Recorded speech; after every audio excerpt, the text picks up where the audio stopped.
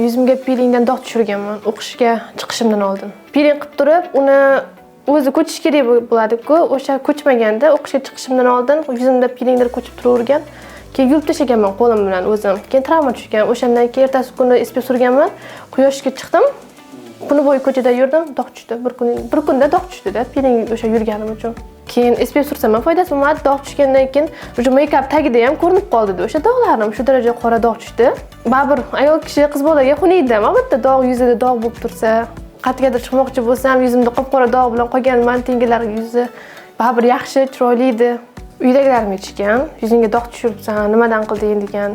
Piling qilganimni aytganman. Keyin домашний xodga olib berishgan. Shu ugri chiqsa yoki dog' tushgan vaqtida sразу домашний xod dermatologik olish kerak-da, ya'ni ko'chaniki emas. Ko'chaniki baribir foyda bermaydi. Agar dermatologik olsa, yuzdagi muammoni hal qilib beradi haqiqatan ham. Klinikalardan yoki kosmetologlardan olish kerak uni. Zarba opamlar to'g'ri xodlar tanlab bergan, uyga borib qanaqa ishlatishlarini ko'rsatib bergan. Men o'shani ishlatib boshlaganman. Shundan keyin 2 oylik natijam. Make-upim yo'q, lekin haqiqatan dog'im qolmagan yuzimda. Bemalol ko'chaga make-upsiz ham chiqib qolaman. Oldin oddiy do'konga chiqmoqchi bo'lsam ham, make-up chiqardim обязательно. Hozir mana yuzimda umuman qolmagan. Bugun o'qishga chiqqanim uchun rumyana surganman-da, ozgina tonalka bilan. Qolmagan make-upim ham.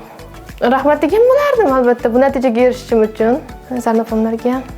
Chunki hamma kosmetologlar ham dog'ni bu darajada davlab bera olmaydi-da. O'sha vaqtda murojaat qilganman, to'g'ri kosmetika tanlab bergan dermatologik. Shundan keyin shu natijaga kelgan.